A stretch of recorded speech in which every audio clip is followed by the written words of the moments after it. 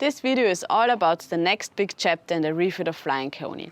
What are the next tasks? Are we staying in the Netherlands? And what have we achieved so far? And we finally make some progress by ripping out the remaining interior in the fish room. Built as a warship, fished the stormy North Sea, converted into a beautiful sailing ship, unfortunately converted once more into a motor sailor, and finally rescued by us. We are now dedicated to bring the ship back to life.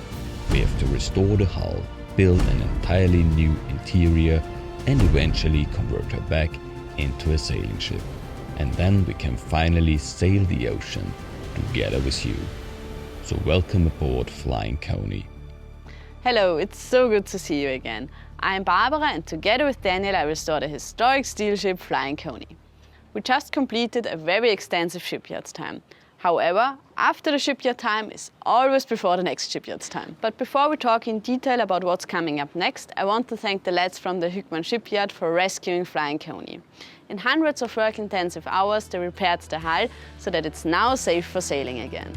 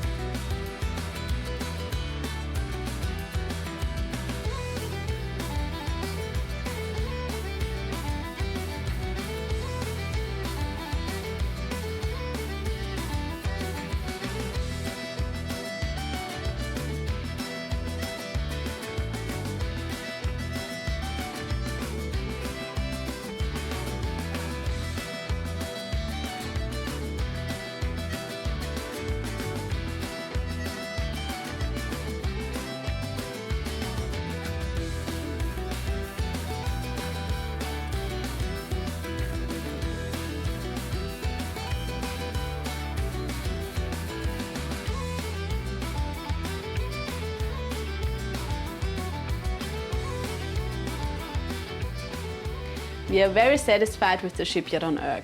They are helpful, fast, extremely competent and did the enormous task of fixing the hull at a very reasonable price point. So we definitely can recommend them if you happen to have a slightly larger steel ship. And at this point I want to take a moment and welcome all our new supporters on Patreon, PayPal and Super Thanks. Because without all our regular supporters this refit wouldn't be possible. Especially it wouldn't be possible to take the extra time and extra effort to make these videos and share it all with you. And an extra big thanks goes to all our officers, who support us with more than $40 on a regular basis or have donated much needed equipment or tools to help with the refit. And now let's start to work on Flying Coney. During the last shipyard time we mostly ripped out things that were directly on the hull in order that the lads from the yard could weld all the fittings on the hull.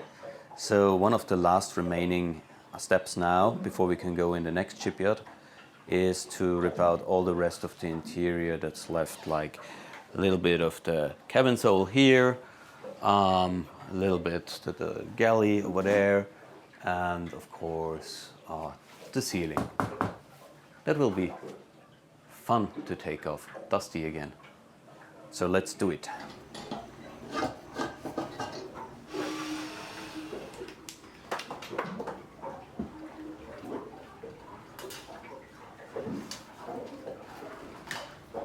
Of course we do keep stuff like that. It doesn't look too bad after a nice clean up. So we store it for now and maybe reuse it later. Okay, we can throw away that one. So we both have no idea how to get the light switches off. So, as always, I have a closer look at it. That's how it goes. A big part, a big time-consuming part of projects like this is transferring stuff from place A to place B, and a little bit later from place B back to place A. But that's how it is.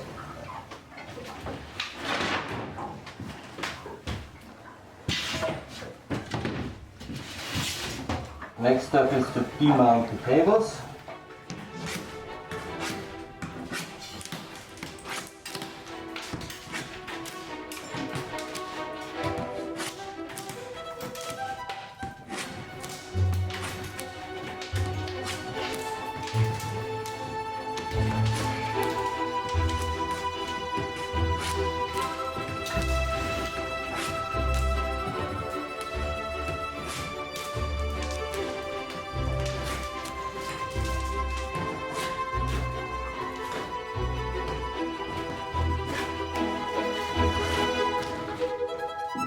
And of course, there is no electricity in the cables. They're all disconnected.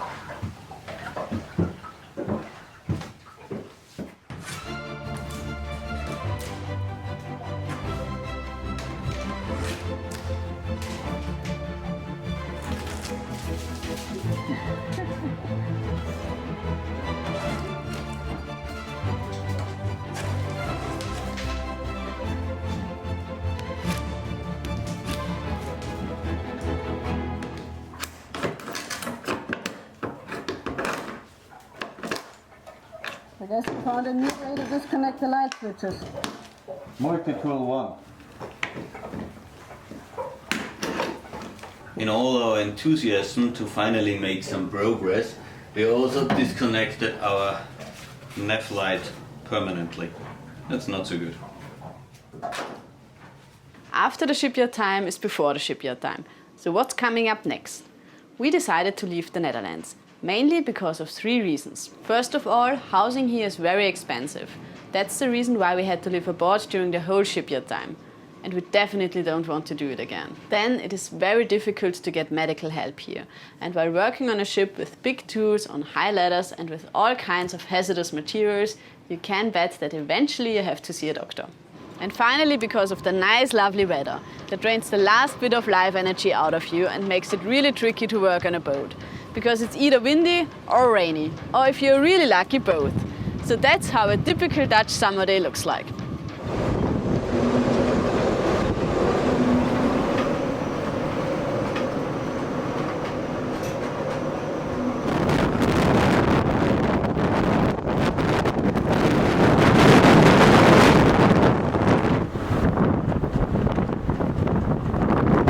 So after a lot of head scratching and thinking what we could do about the Netherlands, we finally came to the conclusion that Flying Coney after all is a ship. And one of the big benefits of owning a ship instead of owning a house is that you can move a ship. So we decided to sail to Germany. However, to go there we have to go over the North Sea. So we have to prepare Flying Coney for this journey. And there's a lot to do. And since it's already August and we don't want to do this trip in the winter, we have to hurry up and start working right now. So let's keep going. After we got rid of the cables, we can now continue with removing the radiators.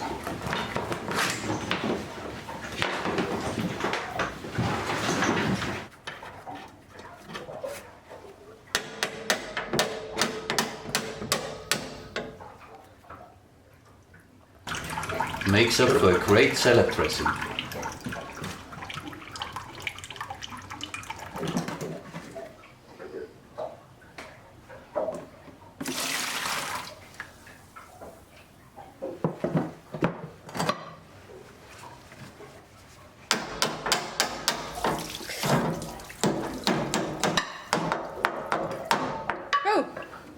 Closed it again.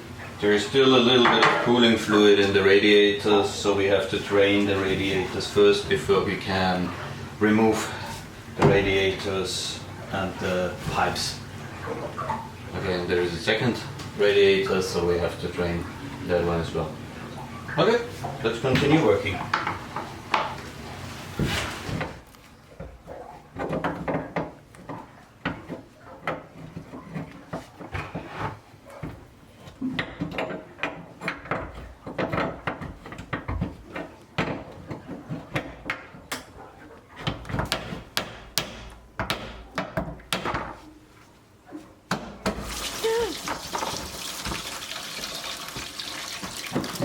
That was quite a bit.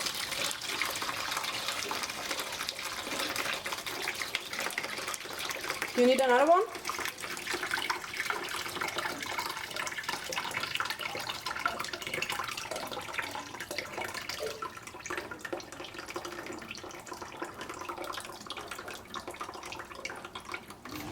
I love jobs like this, really. Right.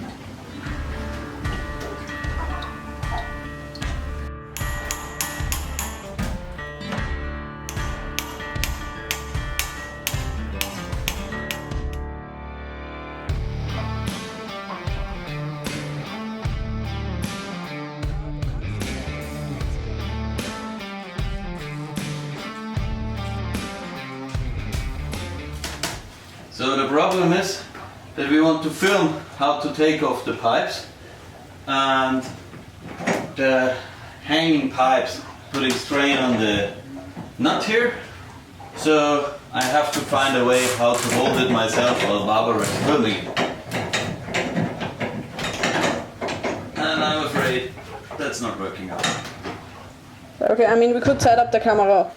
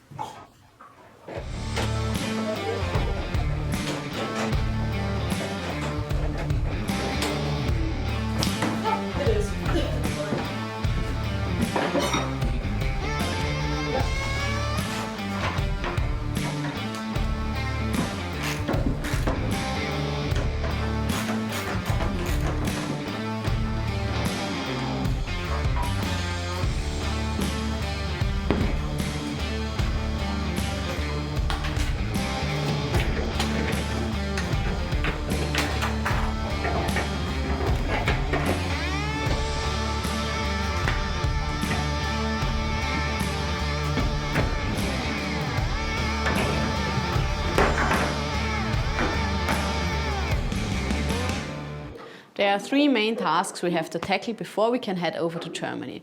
First of all, and that's why we are in the engine room right now, we have to maintain the engine, the gearbox and the hydraulic system, mainly changing the oil and the filters. Then we want to prepare everything for the next shipyard's time. So we have to get rid of the remaining interior in the hull to have a proper work area for the frame repair. And then there is a long list of safety relevant equipment which we want to upgrade before going on the North Sea.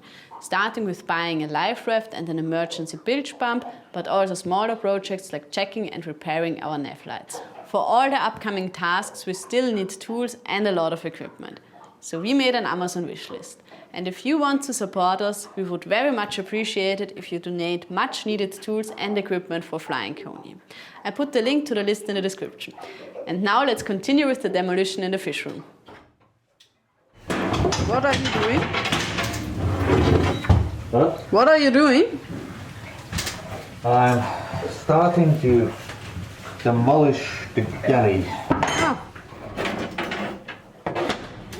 One of the best things about a steel boat is you have always a place where you can attach a work light to. As long as it's magnetic. Yes.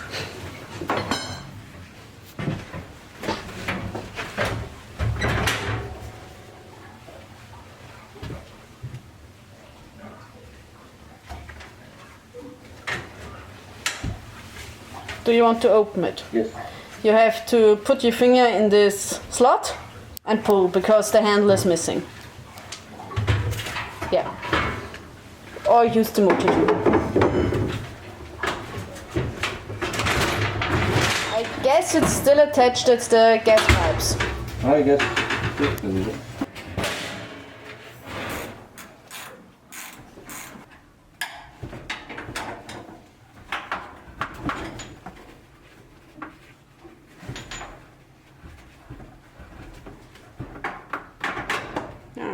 One interesting thing about this boat is that everything used to run on gas. Not only the fridge, Also the fridge. also the fridge, but not only the cooking, also the fridge and also warm water. It was allowed back then, it is not anymore. So it was previously disconnected. Now there is no gas on board whatsoever. So there's no gas bottle at the top, that's why we can work with the pipes and we're careful. Anyway, in the future we don't want to have gas on the boat, we don't want to have full electric, we want to go full electric with, how is it called, the induction cooktops and everything.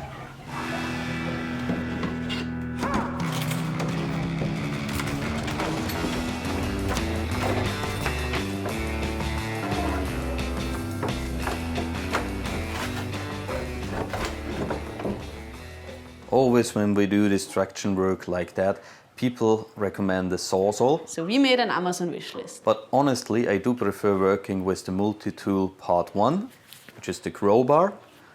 And if that isn't enough, then I use the multi-tool part 2 in combination with multi-tool part 1, and there's no thing that can withstand both multi-tools.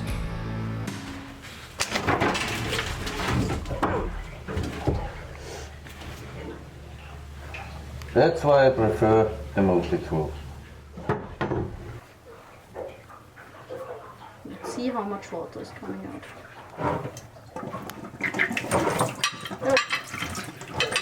Okay, I think I need a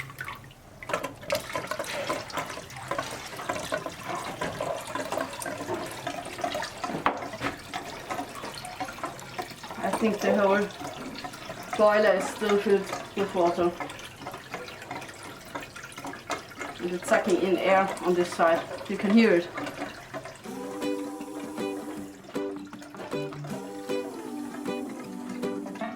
Remember to wash your hands. Remember to wash your hands. Every time you've been around playing with friends. Remember to wash your hands. Remember to wash with soap. Remember to wash with soap. When you wash your hands after blowing your nose, remember to wash with soap. Barbara, what are you doing? I removed this pipe here. We think it was a wastewater pipe, so it might get a bit smelly. That's why it's my job.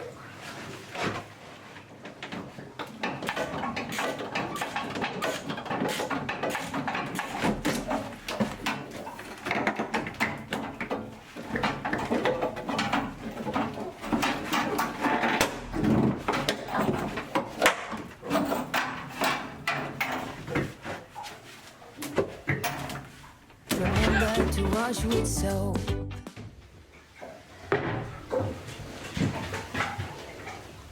The problematic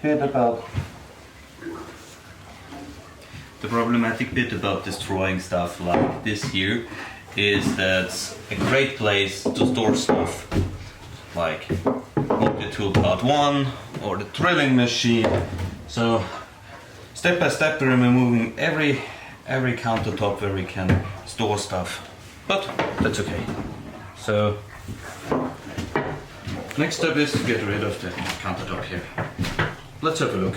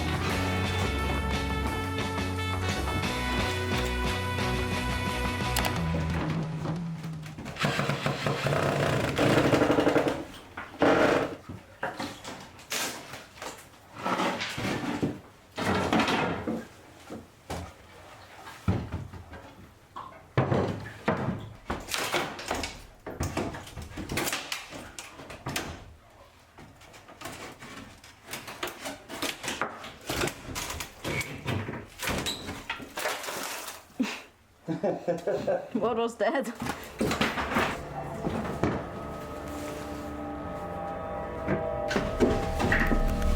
Any idea what it is? For our gaming friends, this is the beginning of The Last of Us.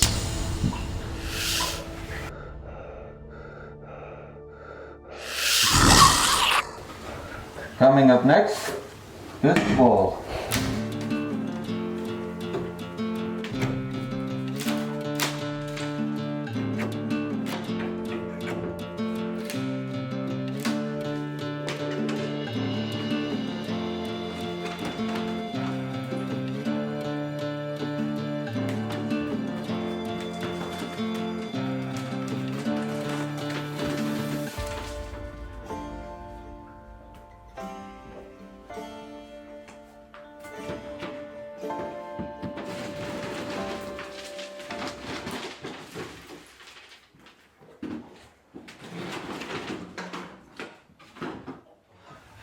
Step by step we're removing every countertop where we can store stuff, but that's okay.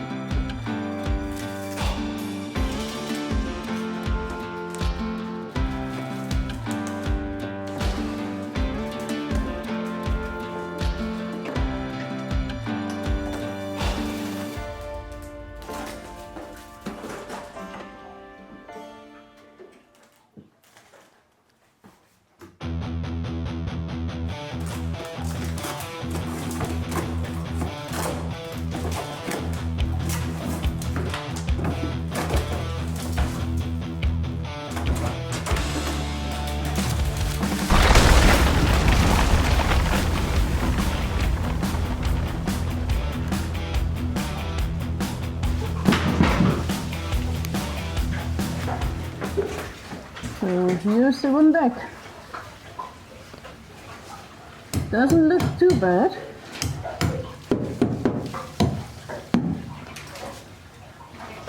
What for you Here then? it's funny.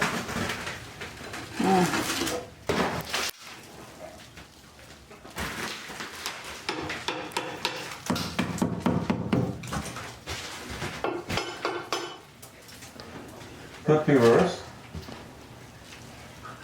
Could be much worse.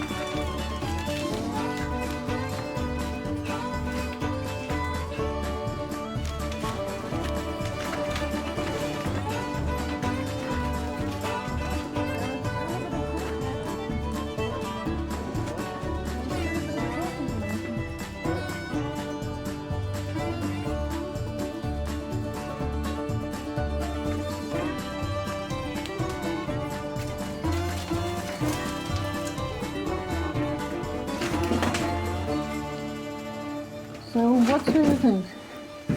Overall, not that bad.